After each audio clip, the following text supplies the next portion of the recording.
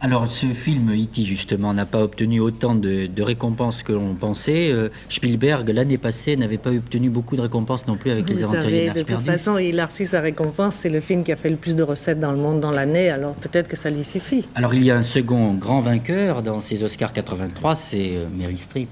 Ah, mais pas seulement Meryl Streep, il y a aussi Jessica Lange, parce que Jessica Lange, quand même, a été présélectionnée dans 2 catégories, le meilleur second rôle et le meilleur premier rôle. Elle l'a eu pour le meilleur second rôle. C'est extrêmement rare, mais ça arrive.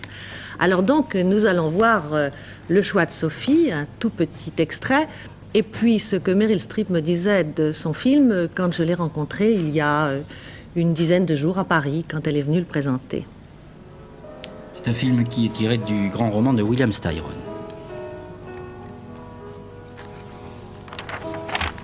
Elle avait eu déjà le prix du meilleur second rôle pour Kramer contre Kramer, et elle avait raté de peu l'Oscar. J'ai refusé le rôle quand Pakula me l'a proposé, parce que je voulais lire le script et il ne voulait pas me le laisser lire.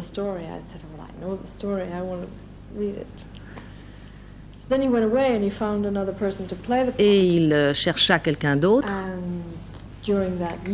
Et pendant l'année où il cherchait quelqu'un, j'ai pu lire le script. Et c'était la meilleure chose que j'avais jamais lue.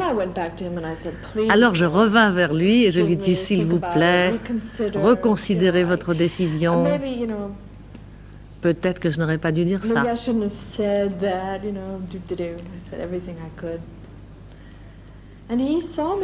Alors il m'a vu une fois ou deux, nous avons eu des discussions sur la façon dont je ressentais le rôle, et puis il m'a rappelé, et puis il m'a dit que je pouvais le faire. Alors ça c'est Jessica Lange, donc pour son rôle dans Tootsie, où elle est affrontée à Dustin Hoffman, qui a 2 personnalités, celle d'un homme et celle d'une femme. Jessica Lange, on l'a vue dans King Kong, où elle avait été très critiquée. Elle avait été appréciée dans Le Facteur sonne toujours 2 fois. Et cette fois-ci, ça a été le grand triomphe.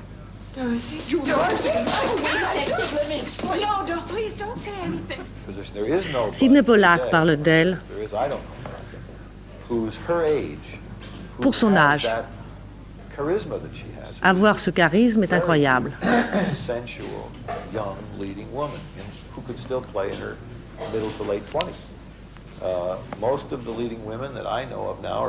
Très peu des comédiennes que je connaisse ont son charme. Et dans les nouvelles, des filles comme Debra Winger,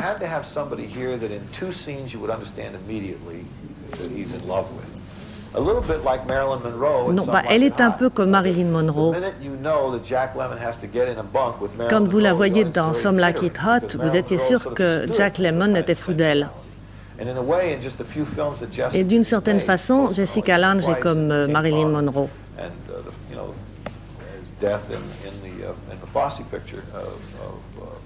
Quand on l'a vue dans le rôle de la mort dans le film de Fosse et All That Jazz,